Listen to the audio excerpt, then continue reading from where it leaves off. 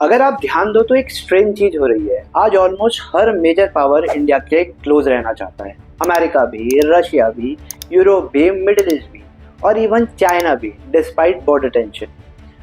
Suddenly India इतना important कैसे हो गया? क्या ये सिर्फ हाइप है या दुनिया सच में इंडिया को डिफरेंटली देखने लगी है? ग्लोबल पॉलिटिक्स में रिस्पेक्ट स्पीचेस से नहीं मिलती, वैल्यू से मिलती है। और शायद पहली बार इंडिया की वैल्यू साइमल्टेनियसली हर सुपर पावर को फील हो रही है। दुनिया अब स्टेबल फेज में नहीं चल रही है। America Iran war, Russia Ukraine war ने एनर्जी मार्केट हिला दिए। यूएस चाइना टेंशन ने ग्लोबल ट्रेड को अनस्टेबल बना दिया। सप्लाई चेन ब्रेक्स हुई है। यूरोप स्लो डाउन फेस कर रहा है। चाइना की ग्रोथ भी पहले जैसी नहीं रही। और जब दुनिया अनसर्टेन होती है तब कंट्रीज उन पार्टनर्स को इंपॉर्टेंस देती है जिन्हें फ्यूचर में इग्नोर करना रिस्की हो। इंडिया उन्हीं में से एक है। और रीजन सिर्फ नेशनलिज्म वाला इंडिया राइजिंग नैरेटिव नहीं है, डेटा भी वही बोल रहा है। आईएमएफ प्रोजेक्शन के अकॉर्डिंग इंडिया अब भी वर्ल्ड की फास्टेस्ट ग्रोइंग मेजर इकोनॉमीज में से एक है। जब अमेरिका अराउंड 2% ग्रोथ पे चल रहा है, यूरोप बेयरली 1% के आसपास स्ट्रगल कर रहा है, चाइना भी स्लो डाउन फेस कर रहा है, India 6 to 7% growth range maintain कर रहा है। और जियोपॉलिटिक्स में ग्रोथ सिर्फ इकोनॉमिक नंबर नहीं है, इन्फ्लुएंस होता है, क्योंकि growing economies attracts money, factory, alliances, technologies और अटेंशन। इसलिए आज एप्पल मैन्युफैक्चरिंग इंडिया शिफ्ट कर रहा है। Western companies China +1 strategy follow कर रही है। सिंपल लैंग्वेज में वो चाइना पे कंप्लीट डिपेंडेंस कम करना चाहती है और नेचुरली इंडिया एक अल्टरनेटिव बन रहा है। Cheap labour, massive market, young workforce. और ऑनेस्टली ये वर्कफोर्स फैक्टर बहुत अंडररेटेड है। इंडिया की मीडियन एज अराउंड 29 ईयर्स है। अगर आप इसे कंपेयर करेंगे, यूरोप की मीडियन एज वो 43 के आसपास है, अमेरिका ऑलमोस्ट 39 और चाइना रैपिडली एज हो रहा है। मतलब जब develop countries ageing crisis face कर रही है, इंडिया के पास अब भी यंग वर्कफोर्स है। और दुनिया का बिजनेस मॉडल सिंपल है, जहाँ यूथ होता है वहाँ प्रोडक्शन होता है, कंजम्पशन होता है, ग्रोथ होती है।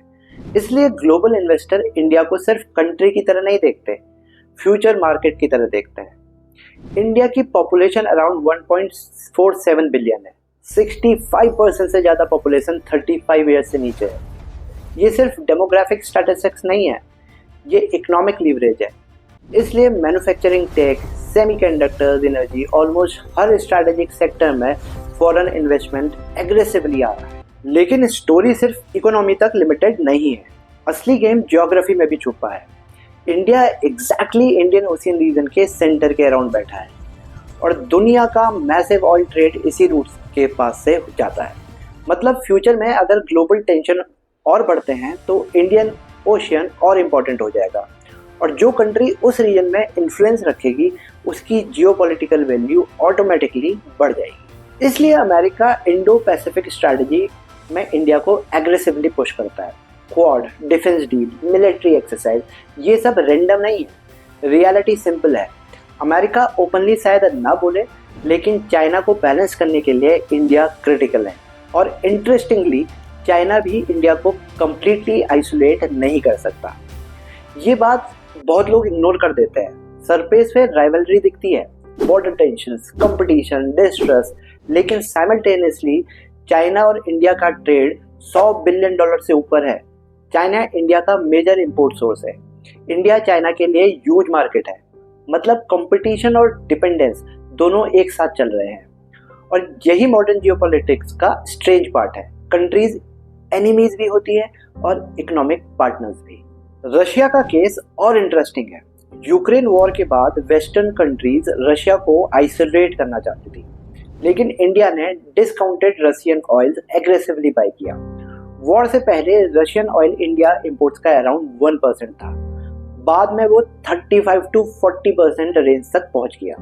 और despite western pressure India completely back नहीं हुआ, क्योंकि इंडिया स्लोली एक डिफरेंट फॉरेन पॉलिसी मॉडल को फॉलो कर रहा था, मल्टी अलाइनमेंट।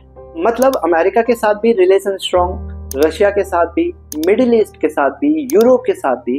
इंडिया किसी एक ब्लॉक का परमानेंट जूनियर पार्टनर नहीं बनना चाहता था। और शायद इसी चीज ने इंडिया की वैल्यू और इंक्रीज कर दी, क्योंकि आज दुनिया बाइपोलर नहीं है। कंट्रीज फ्लेक्सिबिलिटी चाहती है और इंडिया एग्जैक्टली वही ऑफर करता है, स्ट्रैटेजिक बैलेंस। इसलिए अमेरिका इंडिया को डिफेंस टेक्नोलॉजीज दे रहा है, रशिया S-400 सिस्टम कंटिन्यू कर रहा है, France fighter jet cooperation deepen कर रहा है, इजराइल AI और डिफेंस टेक पार्टनरशिप एक्सपेंड कर रहा है। हर मेजर पावर इंडिया के साथ कनेक्शन मेंटेन रखना चाहती है, क्योंकि सबको पता है कि 21st सेंचुरी का बैलेंस एशिया में डिसाइड होगा और एशिया का बैलेंस इंडिया को इग्नोर करके डिसाइड नहीं हो सकता। हाँ, रियलिटी का दूसरा साइड भी है। इंडिया में अनएम्प्लॉयमेंट इशू है, इंफ्रास्ट्रक्चर गैप्स हैं, चाइना के कंपैरिजन में मैन्युफैक्चरिंग स्केल भी लिमिटेड है। फॉरेन इन्वेस्टर्स कभी कभी पॉलिसी अनसर्टेनिटी और ब्यूरोक्रेसी को लेकर कंसर्न भी रेज करते हैं, लेकिन जियोपॉलिटिक्स परफेक्ट कंट्रीज के अराउंड डिसाइड नहीं होती, पोटेंशियल के अराउंड डिसाइड होती है। और इंडिया का स्केल इतना बड़ा है कि दुनिया उसे इग्नोर करने का रिस्क नहीं लेना चाहती। सबसे इम्पोर्टेंट पॉइंट ये नहीं है कि इंडिया पावरफुल हो रहा है, सबसे इम्पोर्टेंट पॉइंट ये है कि दुनिया अनस्टेबल हो रही है, और अनस्टेबल वर्ल्ड में कंट्रीज उन प्लेयर्स को इम्पोर्टेंस देती है जो लार्ज हो, स्ट्रैटेजिकली प्लेस्ड हो, इकोनॉमिकली ग्रोइंग हो और इंडिपेंडेंट डिसीजन ले सकता हो। इंडिया अब एग्जैक्टली उस कैटेगरी में एंटर कर रहा है।